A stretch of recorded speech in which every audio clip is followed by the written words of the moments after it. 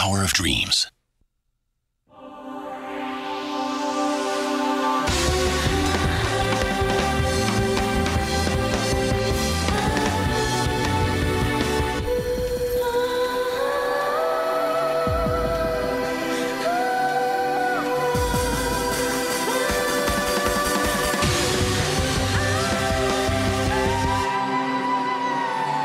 Honda Motorcycle. Ako želiš pravi muški motor, a da se dobro zabaviš, da ima snage i da izgleda malo retro, Moto Expert i ST Moto danas ti donose Hondu CB 1300. Ovaj veliki 1.3 injection motor sa 114 konjskih snaga, 117 Nm okretnog momenta, Super 4, 5 brzina, to nam se malo baš i ne sviđa, a šta je tu je. Ubrizgavanje goriva nije na karburator, nego na šprice. A ova prekrasna instrument tabla sa analognim satovima daje ti pravi retro užitak i da to stvarno izgleda moćno, retro, a opet brzo. Sa prednje strane nas zaustavlja Nissin, okruglo, svjetlo, jednostavno. Znači ono kako ja volim reći kad si bija dite, kad te neko pita kako izgleda motor, zamišlja si okruglo svjetlo, rezervar, 4 grane iza uspuha i 2 felge bez puno plastika. Polupodesivi ovjes napred i natrag, felge su klasično 120, 180, 217. Ja se jako čak očekivao će biti 190, ali nažalost nije, jer nekako debeli motor traži vas i debelu gumu natrag. Težina samoga motora iznosi 254 kg sa svim tekućinama, to je stvarno puno. Visina sjedišta kao što vidite, dosta mi je skvrčeno kolino, puna noga na podu, 79 cm, znači može ga voziti niža osoba. Iako ja ga nižim osobama ne bi baš preporučio, zato što je motor dosta težak i mislim da se neće baš najbolje snaći na njemu, osim ako niste iskusan vozač. Šta se tiče samoga rezervara, 21 litra, to je pozamašno dobro. A ja bi sad više prestao s pričom i idemo se malo provozati. Uvijek me Honda nekako iznenadila sa svom finoćom, samo što je ovaj motor, brate, ko autobus. Ima 6 metara u njemu, pozicija sidenja je dosta dobra, znači ono prava naked pozicija. Motor od ove kubikaže, evo sad trenutno ima 66.000 km. Znači doslovno, i ne šalim se kad to kažem, ovo se tek razradilo.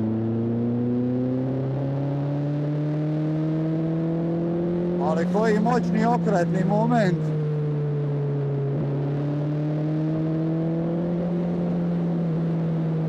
Super je kad ovako date gasa, stvarno se treba držati za volan, jer je stvarno moćan. Nije baš za ljude mršavije, nižega rasta i početnike, jer je dosta težak motor. Lipo se vozi, ali i dalje ima onaj mali segment gdje vi morate upraviti sa njim, jer je motor stvarno ogroman. Evo neka motoristička skupina. Pogledaj ovi lipi satov analognih plavi, divota. Ovi motor je stvarno čudo. Stabilan strašno. Znači kako ste ga zalegli u zavoj, on ide ko po tračnicama. I naravno tu se može pridružiti GSX-u 1400, Kawasaki u 1200 Nakedu također i XJR-u, iako je ovo možda najbolji od svih, iako Suzuki je tu napravio puno bolju stvar, jer vidite ovo sada peta i nema šeste. Znači ovaj motor nema šestu brzinu i to me jako nervira, ne znam zašto je bilo im teško toliko staviti tu šestu, nego su ko na XDR-u stavili samo 5 brzina. Ok, ovako po gradu vam to možda i ne treba, ali ovako kad idete negdje na otvorenu cestu, ta šesta vam treba da odmori motor. I to su Kawasaki, onaj 1200 što smo ga imali na recenziji, i Suzuki GSX 1400 napravili, međutim Honda iz nekog nama neznanog razloga nije.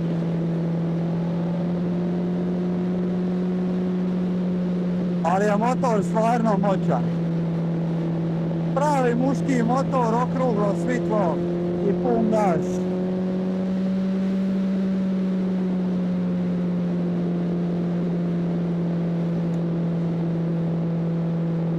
Na kraju krajeva kad odete na oglase pa vidite koje su im cijene, mislim da vam je sve jasno. I naravno što idu stariji, to su sve skuplji. Zanimljivo, a?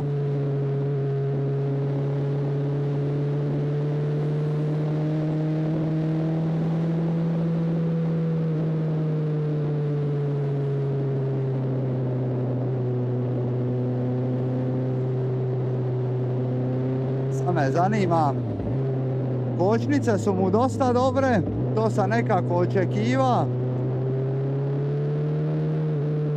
Vjetar stvarno ubija, ali jebi ga, ipak je ovo Maxi Naked. Mislim, ono što se tiče zavoja, on je tu stvarno savršen, nema mu šta reći. Znači, doslovno putanja koju ste zacrtali, on tom putanjom ide. Srca ti dragoga šta je ovo, kako je ovo sada auto.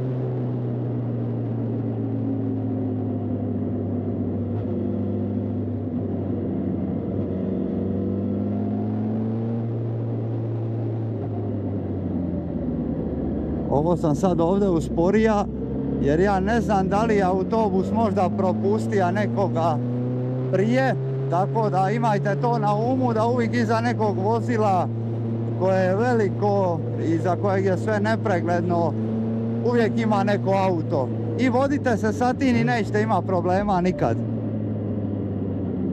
Evo ovdje sad na malim brzinama se već počne osjećati težina, ništa strašno. Ali ova izlazak iz zavoja, ova moćna mašina, kad vi čujete ovo iz povaza, ono, strašno, baš ima moćan zvuk, duboki zvuk. Znači ono, rekao sam, pravi muški motor.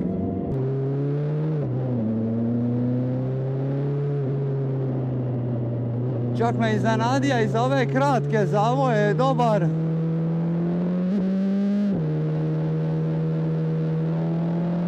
Moramo paziti na novu kameru.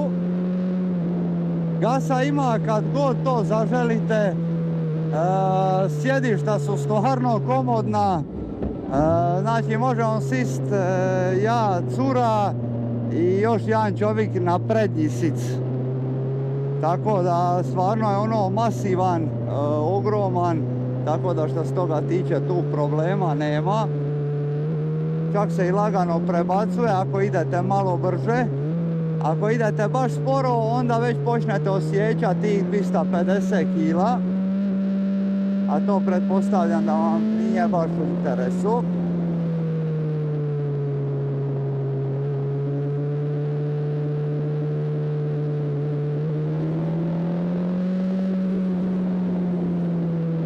Zvuk, ja od vjetra ne čujem ništa. Iako ima ovaj Shark auspuh, nadam se da je zvuk dobar, bar da vi čujete nešto, a ja ću čuti to tek doma kad vidim šta sam snimio.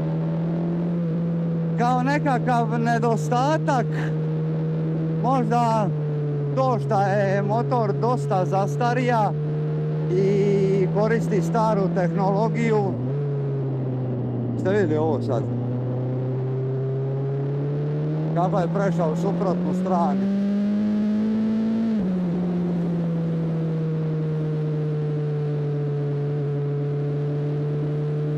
Mislim isto da je ovo Hondin Evergreen i motor na koji mogu biti ponosni. Možda nije najbrža, ali ima odličan okretni moment. Mjenjač jako mekan, klasično za Hondu. A i ako se hoćeš malo provozati s ovim motorom, možeš bez ikakvih problema. Samo ako je želiš u dobrom stanju, malo ćeš je morati platiti.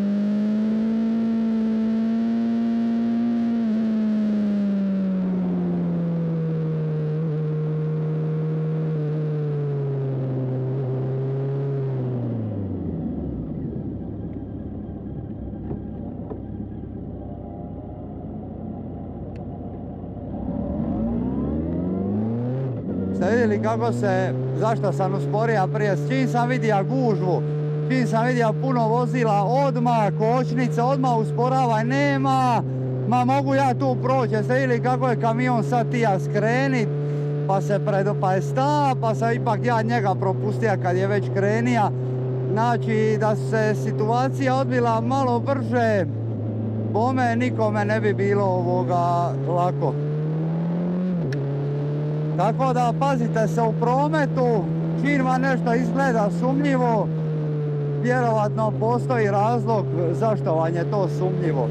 To vam samo mozak daje znak da usporite.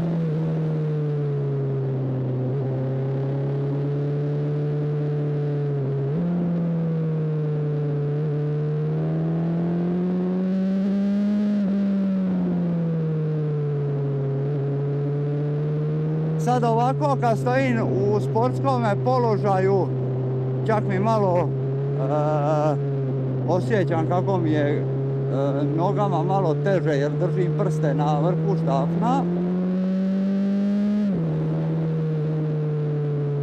Ali ovo recimo prekrasan naked za sa ženom, provozat se uz magistralu, čak i sam malo se provozat, naročito ako imate više kilograma, ako ste malo jači čovjek, 600 jednostavno neće napraviti posal, jer za čovjeka od 120 kila, mislim da je ovo, 100, 110, 120, ovo je prava mira onda za motor.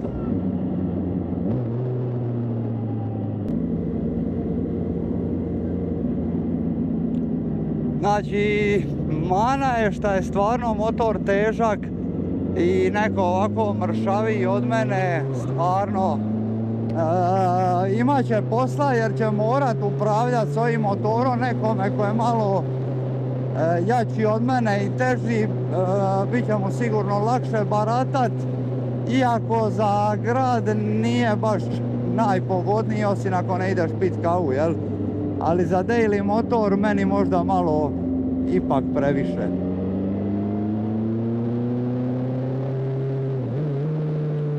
Znači ja čak nemam problema ni sa oderat ovaj motor, ni vozit ga brzo, ni ništa. Ali jednostavno ta njegova težina na moju fizionomiju stvarno igra veliku ulogu.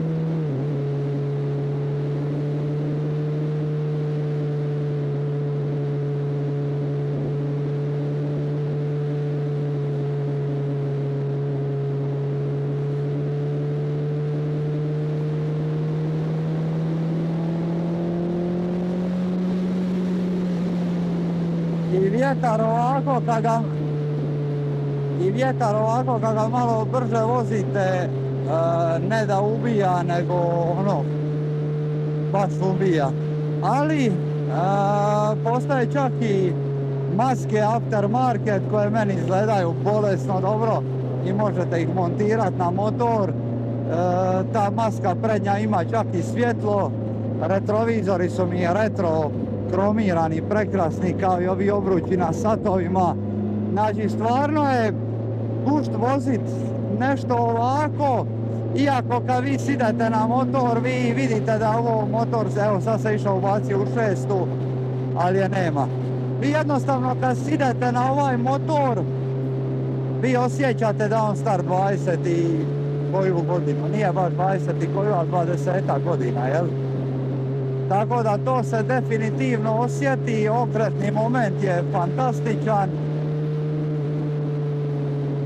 Zbog svoje težine, hvala Bogu, imate barem dobru stabilnost.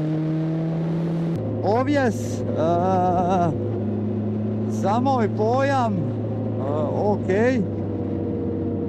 E sad, naprijed je malo tvrđi, straga je malo tvrđi, znači jel ono, ajmo reći da je sportski, ali može se podešavati ovjes full naprijed i nazad, iako vidit ćete da malo ko od ovih velikih motora ovako ima upside down vilicu, znači oni svi imaju ove klasične vilice. Dakle, ali ovjes, kad bi se još malo prilagodio, ja bi ga još možda malo mrvicu omekša, jer ovo je, pretpostavlja, vozija neko malo teži od mene i onda je za moj pojam, čak i za moj pojam, malo pretvrd. Ali Bogu hvala, pošto je podesiv ovjes, onda se to vrlo lako može naštimati.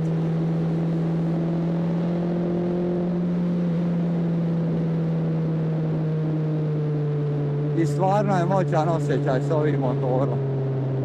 Stvarno je.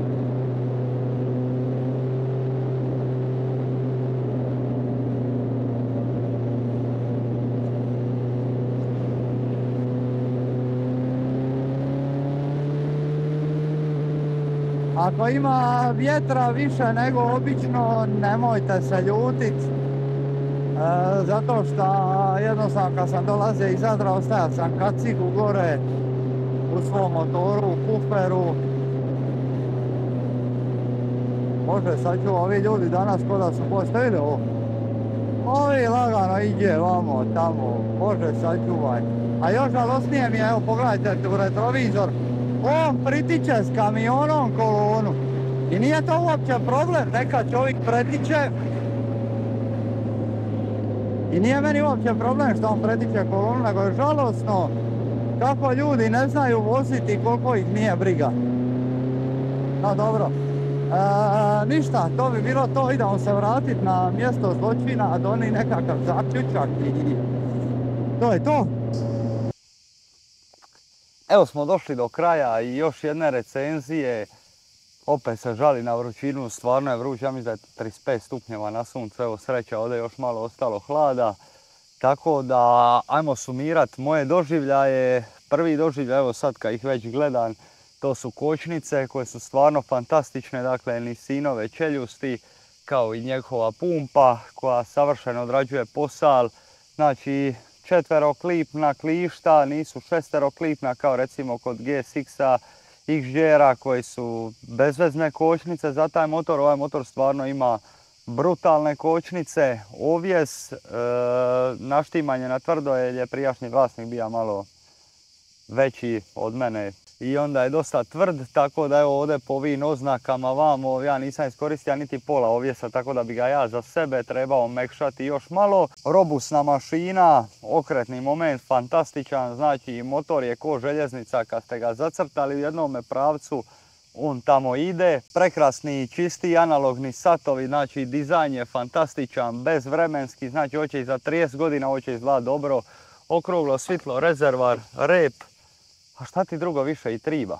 Udobnost, rezervar, motor koji možeš voziti svaki dan, tako reći, ako ti odgovara i ako si iskusan vozač, definitivno ovo ne bi preporučio nekome ko nije iskusan, jer s ovim motorom ipak treba malo znati baratat. Ovo je zapravo Hondin vrhunac motoindustrije, ovo su stvarno motori koji mogu proći ono 200.000 km bez ikakvih problema. Veliki blok motora znači da će stvarno dugo trajati. Šta hoćeš ti više? pusti me. Ma moraš reći. Šta, da mu sad, šta, mora nabrojiti negativne stvari, jel? Tako je, ajde. Dobro, ajde ča. Evo sad moramo i nabrojati ove neke stvari koje mi se nisu svidile. Prvo šta bi naveo, po gradskoj vožnji jako grije noge i to je stvarno iritantno. Za mršavije i slabije vozače teško je manevrirati na malim brzinama, fali mu 6. brzina, potrošnja. Ovi motor ako ga goniš dobro može trošiti 6 do 8 litara što je isto dosta. Tehnologija nažalost zastarjela, ali nekako za nekoga ko voli retro stil motora mislim da je to zapravo jedna fantastična stvar. 250 kg za motor je stvarno dosta i teško ga je gurati u mjestu, teško ga je dignuti na ovu veliku nogaru, ali sve u svemu mislim da s ovim motorom teško da ćete pogriješiti. Mislim da evo sad kad smo probali sve ove motore, definitivno moja stvar koja se meni ne sviđa što ima vodeno hlađenje, dok Suzuki i XJR imaju zračno hlađenje, to je kombinacija zraka i ulja i to mi je puno bolja kombinacija nego ovo. Dakle, ovo je motor sa vodenim hlađenjem. Meni osobno, naravno da mi se sviđa Suzuki više, ali obrazložit ću vam i zašto. Dakle, zbog 6. brzine, to mi je primarna stvar. Zbog zračnog hlađenja, boje su mi draže također, iako ove su dosta dobre. Definitivno nekako dugotrajne su naravno i Suzuki GSX 1400, isto mogu proći 200.000 km bez problema. Ja osobno čak imam prijatelja koji ga ima i stvarno ima toliko kilometara, znači definitivno kraljevi klase bi bili CB 1300 i GSX 1400. GSX 1400 vidjeli ste kako je on ima mane, malo ima jači okretni moment, malo je življi i više sportski, a Honda je uvijek bila laganija i mekanija, tako da ja nemam šta drugo nego našem CBR-u, čuj mene CBR-u, samo su mi R-ovi na pameti. Ja nemam ništa drugo nego našem CB-u 1300 dati ocjenu 4 od 5. Ne zaboravite posjetiti ST Moto web shop za Hrvatsku, Bosnu i Srbiju, a mi se vidimo sljedeći put. Pozdrav!